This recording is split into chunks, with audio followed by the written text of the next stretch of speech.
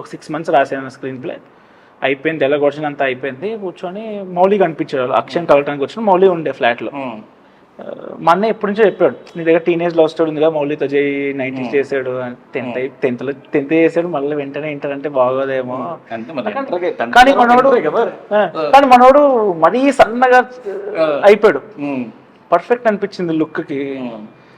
మౌలికి మాటల్లో ఉంది అంటే వింటా బ్రో అన్నాడు. 20 minutes చెప్పాడు, మౌలి ఎక్సైట్ అయ్యాడు. జనరల్ నాకు వచ్చిన ఫీడ్బ్యాక్ ఏంటంటే మౌలి గురించి ఏది వినడు, ఏది నచ్చదు మౌలికి. ఫస్ట్ ఆఫ్ ఆల్ సినిమాల్లో కూడా సగం నుంచి వెళ్ళిపోతాడు, అస్సలు నచ్చదు వానికి, చాలా టిపికల్ ఉంటుంది టేస్ట్ అని. నచ్చేసరికి సరే నెక్స్ట్ రోజు ఫుల్ కథ చెప్పాను. మస్తు నచ్చింది సినిమా బ్రో, 2 monthsలో సెట్ చేస్తా బ్రో ప్రొడ్యూసర్ అన్నాడు.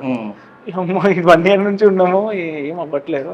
అవునా బ్రో, అవునా బ్రో అన్నాడు. నీ ఇష్టం, నువ్వు కాన్ఫిడెంట్ ఉన్నప్పుడు చెప్పు అన్నాడు. ఇమీడియట్గా ఓకే చేసేద్దాం బ్రో అంటే అయిపోయింది. 1 weekలో ఆదిత్య వచ్చాడు, ఈటీవీ వచ్చింది, 1 weekలో నరేషన్స్ అయిపోయినాయి, సినిమా కూడా ఓకే అయిపోయింది. అంటే మరి ఆయన డైరెక్ట్ చేద్దామని అనుకోలేదా ఆదిత్య గారు? లేదు, ఆదిత్య వాజ్ వెరీ జెన్యూన్. కథ విన్న వెంటనే ఆయనకు మస్తు నచ్చింది. ఆయనకి ఫస్ట్ చాలా దగ్గరగా ఉంది, చాలా దగ్గరగా ఉంది. He felt it.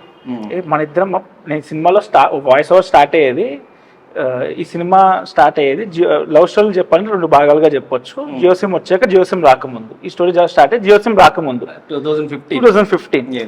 అది చెప్పంగానే తను ఇంటర్వెల్ సీన్ కి అయిపోయిన తర్వాత సేమ్ నా లెక్కనే రాస్తున్నాను, నా నెక్స్ట్ సినిమాలో ఇంచుమించు ఇలాగే ఉంటుంది వాయిస్ ఓవర్ కూడా, నేను అక్కడే కనెక్ట్ అయినాను నీకు అన్నాడు. సో ఈ ఫెల్ట్, అండ్ స్క్రిప్ట్ చదివారు బ్రో వీళ్ళిద్దరు. They felt